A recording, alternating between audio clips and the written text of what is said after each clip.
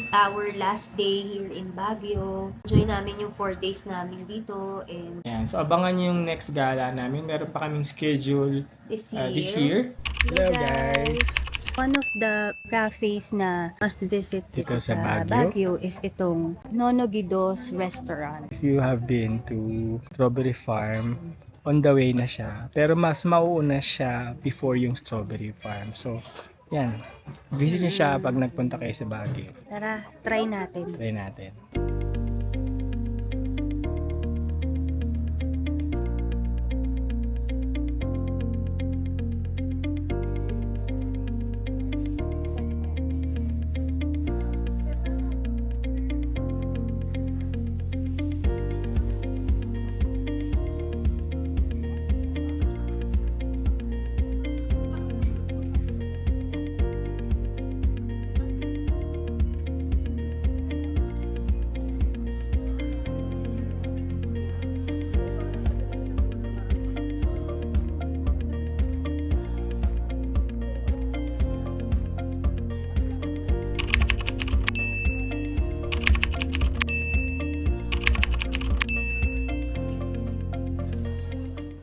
Tapos Hello na guys, kami. tapos na kami kumain dito sa Guido's Restaurante.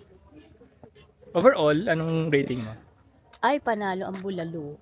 Gusto ko yung bulalo niya. Tapos ano lang siya, 350. So, affordable siya. Value for money yung pagkain nila dito. Plus, the view is The view is stunning. breathtaking. Yan, breathtaking. Ang ganda ng view. So, papakita lang namin Oo, sa inyo, ang di ba? ganda ng view. So, ayan. Ngayon, sample view niya. Diba? Tapos yung serving ng food. Hindi tinipid. Oo. Yeah. So, must Oo. visit talaga itong Malaki yung Itong serving naman Guido's nila doon sa Restaurante. malaki yung serving nila sa price nila. Yeah. No? Tsaka very secluded yung place. Napakagandang puntahan. Tahimik, marerefresh talaga kayo. Affordable price. Okay. Di kami na-disappoint. Yun. Next visit sa Baguio. Tapos Sama kami nyo na rin nakalimutan to. ako sabihin, yung kanilang the best pa, yung kanilang tea ay Earl Grey. merong stevia leaves. Kaya gusto-gusto ko siya, walang sugar. Yan. Pag nag-visit kayo ng Baguio, we recommend na puntahan nyo is itong Guido's Restaurante. Okay. Tayo ngayon sa Hiraya Special Cafe.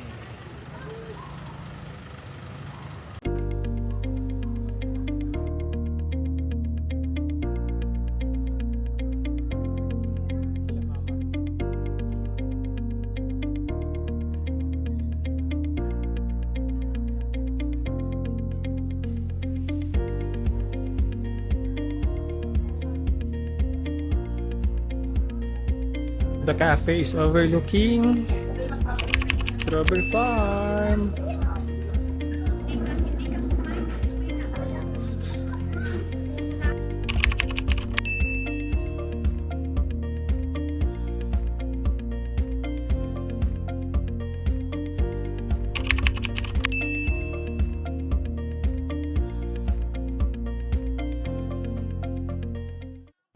Hi guys! Dito kami sa Strawberry Farm. Bili tayo ng pasalubong dito.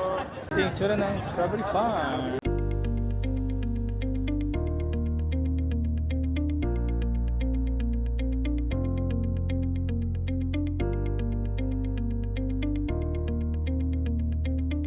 Ano bang makikita rito sa Strawberry Farm? Ayan. Maraming. Bukod sa Strawberry Farm, maraming mga mabibili. Pampasalubong. So mamaya magkitingin tayo na muna ng murang store. Then doon tayo bibili ng gulay tsaka ng salubong. Yan, medyo marami hanggang doon sa dulo, hanggang paikot doon. Ayan, hanggang doon sa kabila. Okay, later na lang. Dito naman sa area na to, nabibili ang mga fresh vegetables. So, tulad na broccoli, lettuce. Siramin mo nga susi. Yes, madam. May chocolate pa po tayo. Pwede po po kayo Okay, later na. Ayan, nakapamili na kami. Dami namin nabiling gulay, 100 per kilo lang yan. Yung broccoli, 100 per kilo. Yung lettuce, cabbage, Patatas. patatas, carrots. Ito, 150 isa. Okay na rin, no? Strawberry. Oh. Some box. Diba? Pa-Manila na kami, uwi na kami. Bye, Baguio. See you ulit next time. Hello.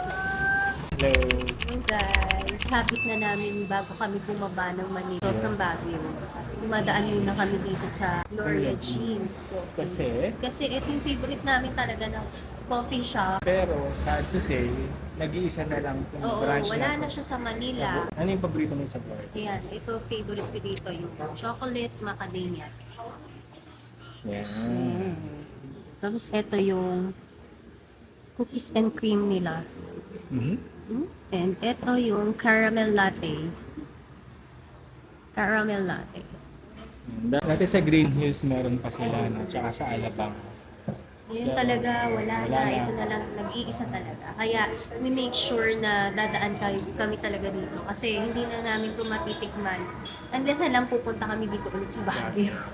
See you Manila in a bit. Bye!